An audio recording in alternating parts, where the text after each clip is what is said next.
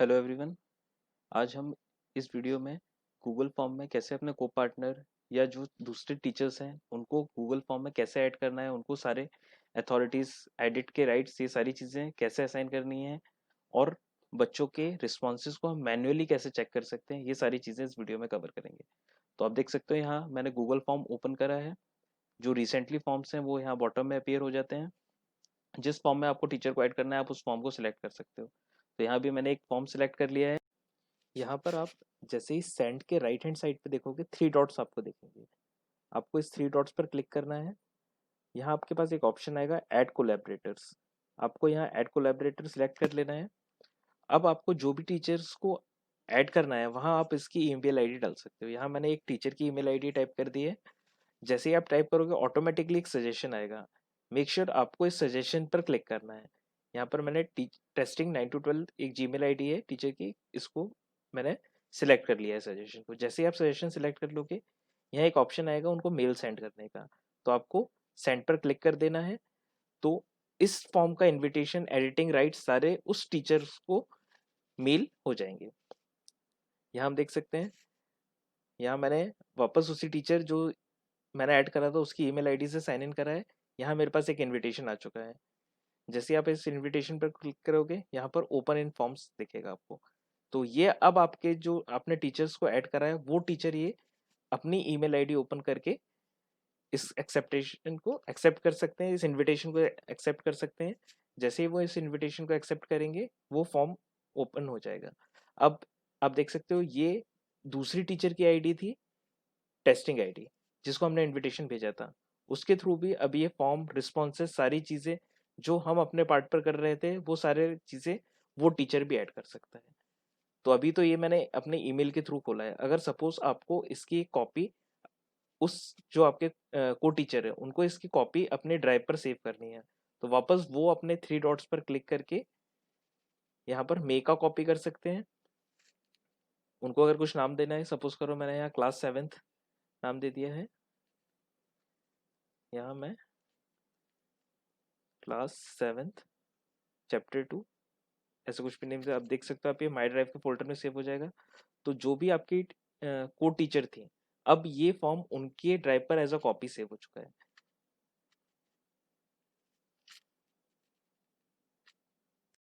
Now next हम देखेंगे हम फॉर्म में मैनुअल चेकिंग कैसे करते हैं।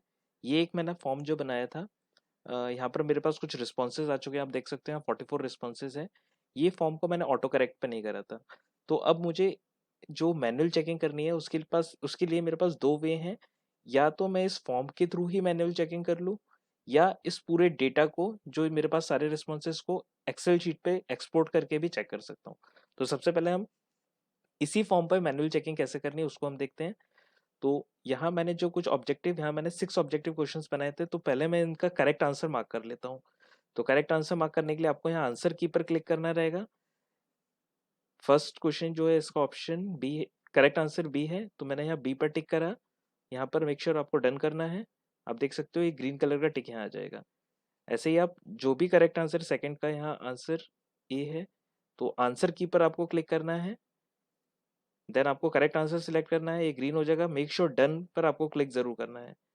वैसे ही जो थर्ड ऑप्शन है इसका करेक्ट आंसर डी है, तो मैं यहाँ आंसर की पर क्लिक करके जो करेक्ट आंसर है उसको सिलेक्ट कर ले रहा हूँ, फिर डन। नेक्स्ट फोर्थ का करेक्ट आंसर सी है, तो यहाँ मैं सी सिलेक्ट करके डन कर दे रहा हूँ। सिमिलरली फिफ्थ का करेक्ट आंसर डी है, इसको मैंने फिफ्थ का डी सिलेक्ट कर लिया है। सिमिलरली जो लास्ट है मेरा ऑब्जेक्टिव, सिक्स्थ क्वेश्चन, इसका करेक्ट आंसर ए है, तो उसको मैंने यहाँ ए सिलेक्ट करके डन कर दिया है। तो आप देख सकते हो सारे ऑब्जेक्टिव्स जिसके आंसर पहले हमने नहीं दिए थे अब हमने उनके करेक्ट आंसर मार्क कर दिए हैं। अब जैसे ही क्वेश्चन है उसके जस्ट साइड में आपको रिस्पॉन्सेज दिखेंगे। जैसे ही आप रिस्पॉन्सेज पर क्लिक करोगे यहाँ आपके पास तीन चीजें, रिस्पॉन्सेज पर क्लिक करने के बाद मेक श्योर आपने ये ऑफ करके रखा है, मतलब अब बच्चे रिस्पॉन्स नहीं कर दे पाएंगे।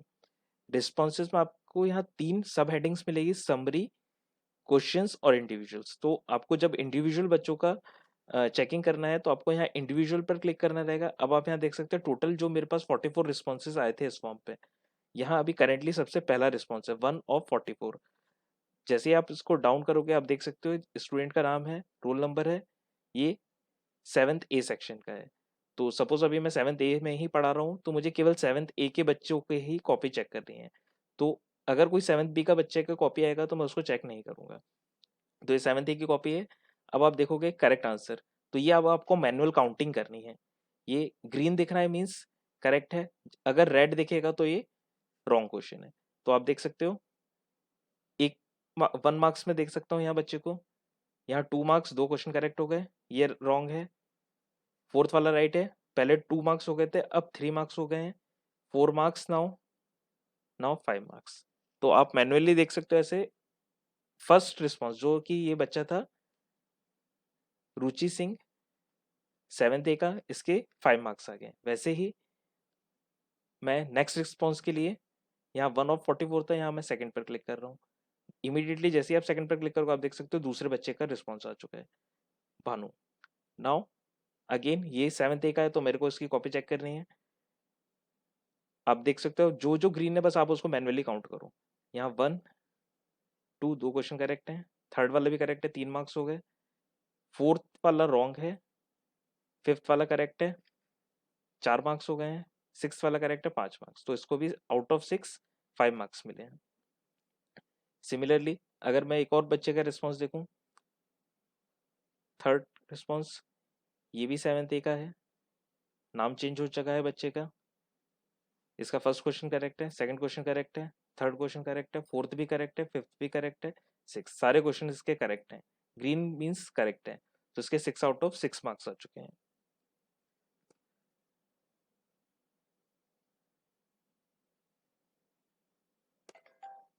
अब यहाँ अब मैं सपोज 31 रिस्पॉन्स पे जा रहा हूँ, डायरेक्टली आप यहाँ से नेक्स्ट रिस्पॉन्स पे देख सकते हैं।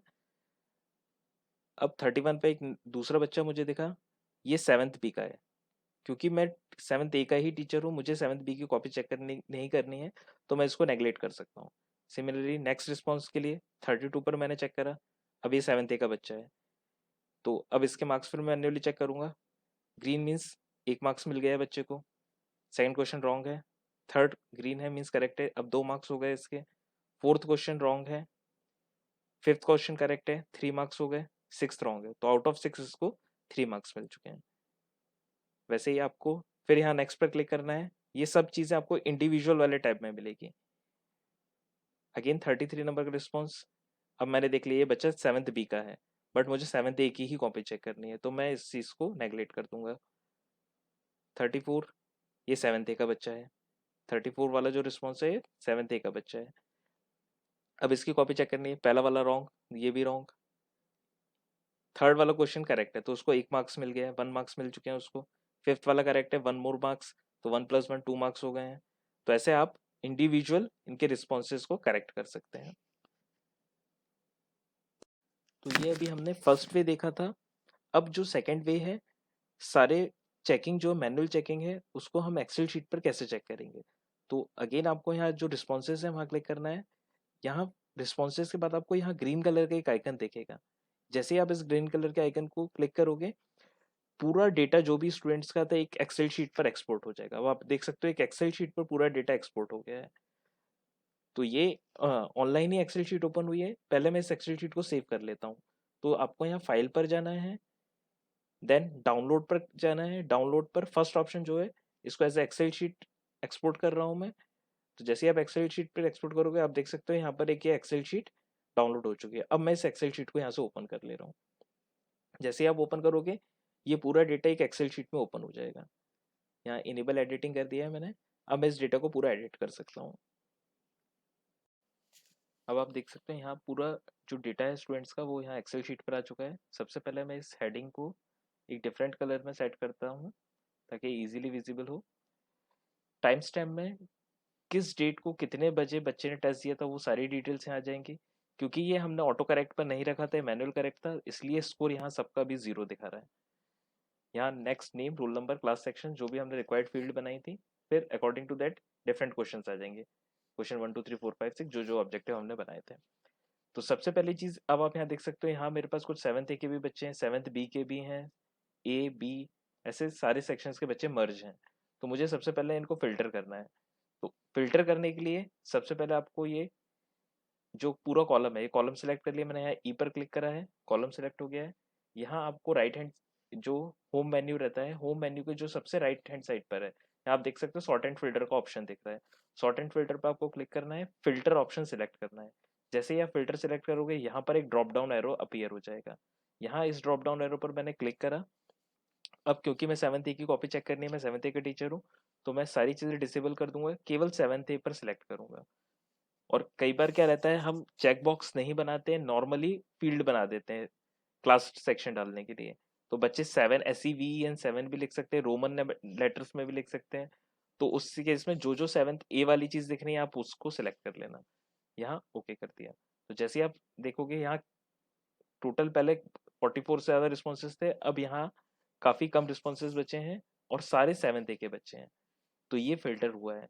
नेक्स्ट चीज़, मैं इन बच्चों को अल्फ़ाबेटिकल ऑर्डर में अरेंज कर रहा हूँ ताकि चेकिंग मेरी इजी रहे। तो मैंने ये नेम सिलेक्ट नहीं करा है, इसके नीचे की जो फील्ड है, रुचि सिंह जो बच्चा था, यहाँ से मैंने सिलेक्ट करा पूरा लास्ट ऑप्शन तक। यहाँ वापस होम मेन्यू में ही सॉर्ट एंड फिल्टर जो रहता है, यहाँ पर सॉर्टिंग A to Z रहता है, तो मैंने सॉर्ट A to Z कर दिया। ये आपके पास मैसेज आएगा, एक्सपैंड दिस सेक्शन, इसको बस सॉर्ट पर आपको क्लिक कर देना है। तो आप देख सकते हो ऑटोमेटिकली ये सारे अल्फाबेटिकल ऑर्डर में सॉर्ट हो जाएंगे। तो ये सारे सॉर्ट हो चुके हैं। अब ये 7th ए का डेटा हो चुका है, तो मैं पहले इसको एक सेपरेट शीट पर कॉपी कर लेता हूँ। ये मैंने ये 1 और ए के बीच में ये जो रहता है, एंटायर शीट सिलेक्ट कर लेगा आपकी। तो ये पूरी शीट सिलेक्ट कर ली, इसको मैंने कॉपी कर लिया है। यहाँ नेक्स्ट फॉर्म रिस्पॉन्सेज, ये हमारी शीट है, एक न्यू शीट ऐड कर रहा हूँ मैं। यहाँ पर मैंने इस चीज़ को पेस्ट कर दिया। यहाँ डबल क्लिक करोगे तो ये एक्सपेंड हो जाएगा ऑटोमेटिकली। तो आप देख सकते हो ये पूरा डेटा जो था 7th ए का, 7th बी का डेटा को मैंने से फिल्टर कर 7th ए बी जो हमारा दोनों मर्ज थे, अब यहाँ केवल 7th ए का डेटा आ चुका है।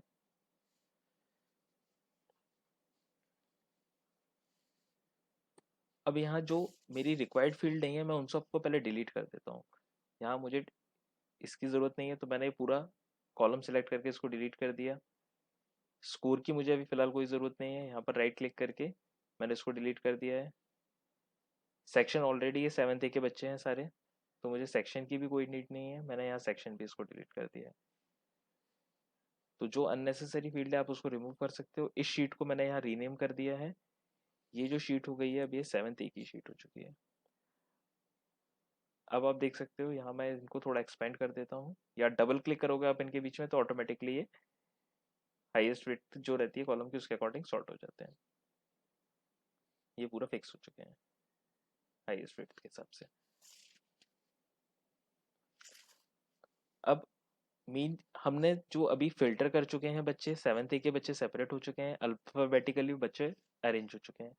अब हमें चेकिंग मैन्युअली कैसे करनी है, तो उसके लिए हमें पता है यहाँ पर फर्स्ट जो क्वेश्चन था मेरा, फर्स्ट क्वेश्चन का करेक्ट ऑप्शन बी था। तो वापस मैं एक फिल्टर लगा रहा हूँ, ये मैंने इसको सेपरेट शीट में इसलिए करा ताकि केवल एक बच्चों की ही चेकिंग कर सकूँ मैं, सेक्शन ए के बच्चों की। अब मैंने ये कॉलम सेलेक्ट करा, वापस सॉर्ट एंड फिल्टर पर गया, यहाँ मैंने एक फिल्टर पर क्लिक करा। जैसे ही आप फिल्टर पर क्लिक करोगे, एक ड्रॉप डाउन एरो आ जाएगा, इस ड्रॉप डाउन एरो पर क्लिक करा। अब मुझे पता था करेक्ट ऑप्शन बी था, तो जो इनकरेक्ट ऑप्शन है मैंने उन सबको हटा दिया। अब ये लास्ट आपको यहाँ दिखेगा ब्लैंक, तो मेक श्योर आप ब्लैंक से भी टिक हटा दो। ब्लैंक से आप टिक हटा दोगे, किसी बच्चे ने इस क्वेश्चन को सॉल्व ही नहीं करा तो वो ब्लैंक आता है। तो हमें केवल करेक्ट ऑप्शन चाहिए, तो मैंने केवल करेक्ट ऑप्शन पर, जो कि था केवल बी, उसी पर सिलेक्ट चेक मार्क रहने दिया, बाकी सब पे चेक मार्क हटा दिया। ओके। अब जैसे ही आप देखोगे तो आप देख सकते हो फर्स्ट क्वेश्चन का करेक्ट आंसर केवल इतने ही बच्चों ने लिया था। ठीक। वापस आप, अभी मैं कंट्रोल Z करके आपको शो कर देता हूँ। जो हमारे पास डेटा था, ये हमारे पास टोटल इतना डेटा था। अभी मैं एक काम और कर रहा हूँ, ये सारे नेम और रोल नंबर जो 7th ए के बच्चे थे इनको मैंने कॉपी करा, एक और न्यू शीट बनाई मैंने, यहाँ पर मैंने इसको पेस्ट कर दिया नेम और रोल नंबर को। यहाँ मैं एक कॉलम और एक्स्ट्रा बना ले रहा हूँ, इंसर्ट कर दिया मैंने एक कॉलम।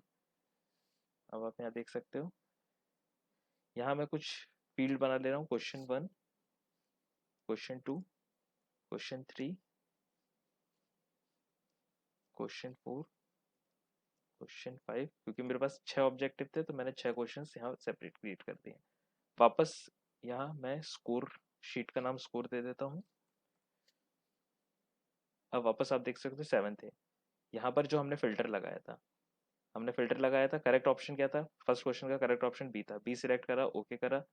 अब आप देख सकते हो बी जो ऑप्शन था, ये कितने बच्चों ने सही दिया है, इतने बच्चों ने ही इसका करेक्ट आंसर दिया है। तो इस इतने बच्चों को मैंने यहाँ से कॉपी करा, स्कोर वाली शीट पर गया, यहाँ पर मैंने पेस्ट कर दिया इसको, यहाँ मैंने डबल क्लिक कर दिया, इसको ऑटोमेटिकली अरेंज करेगा। अब आप देख सकते हो आकांक्षा चौबे जो बच्ची थी, इसने करेक्ट आंसर दिया था। तो फर्स्ट क्वेश्चन की बात कर रहे हैं, मतलब अभी हम इस कॉलम की बात कर रहे हैं। आकांक्षा चौबे के सामने मैंने 1 मार्क्स डाल दिए हैं। अथर्व जो दूसरा बच्चा था, उसने भी करेक्ट आंसर दिया, 1 मार्क्स डाल दिए। नेक्स्ट भानु ने करेक्ट आंसर दिया है। फिर मैं यहाँ से टैली कर रहा हूँ, पीयूष ने सही आंसर दिया था, तो मैं यहाँ नीचे आके, क्योंकि ये अल्फाबेटिकल ऑर्डर है तो आपको थोड़ा इजी पड़ेगा। पीयूष के बाद रुचि ने करेक्ट आंसर से दिया था, तो मैंने रुचि के सामने भी 1 मार्क्स डाल दिया है। देन शान, यहाँ पर मैंने 1 मार्क्स डाल दिया शान के सामने। फर्स्ट क्वेश्चन के, मेक श्योर फर्स्ट क्वेश्चन के सामने आप डाल रहे हो। शुभाश्री, सुरुचि, शुभाश्री के सामने भी मैंने 1 मार्क्स डाल दिया, सुरुचि के सामने भी 1 मार्क्स डाल दिया, यश कौशल के सामने भी मैंने 1 मार्क्स डाल दिया। तो ये फर्स्ट क्वेश्चन के आंसर इतने लोगों ने सही दिए थे, हर क्वेश्चन 1-1 मार्क्स का था, तो मैंने 1 मार्क्स डाल दिया। सिमिलरली अब मैं वापस 7th वाली शीट पर आ रहा हूँ, यहाँ स्कोर के बाजू में जो 7th था, 7th वाली शीट पर क्लिक करा। अब मैं देखूंगा सेकंड ऑप्शन, सेकंड जो क्वेश्चन था उसका कितने लोगों ने सही आंसर दिया था। तो वापस ये वाला कॉलम सेलेक्ट करा, पहले वाला फिल्टर डी सिलेक्ट कर दिया, सारे बच्चे आ गए हैं। वापस मैं फिल्टर लगा रहा हूँ सेकंड क्वेश्चन में। जैसे आप फिल्टर लगाओगे, यहाँ ड्रॉप डाउन एरो आ जाएगा, इस ड्रॉप डाउन एरो पर क्लिक करना है सेकंड क्वेश्चन पे। अब मुझे पता है सेकंड क्वेश्चन का करेक्ट आंसर ए है, ए ऑप्शन। तो मैं सबको डी सिलेक्ट कर दूंगा, केवल ए को ही सिलेक्ट करूंगा, ओके कर दिया।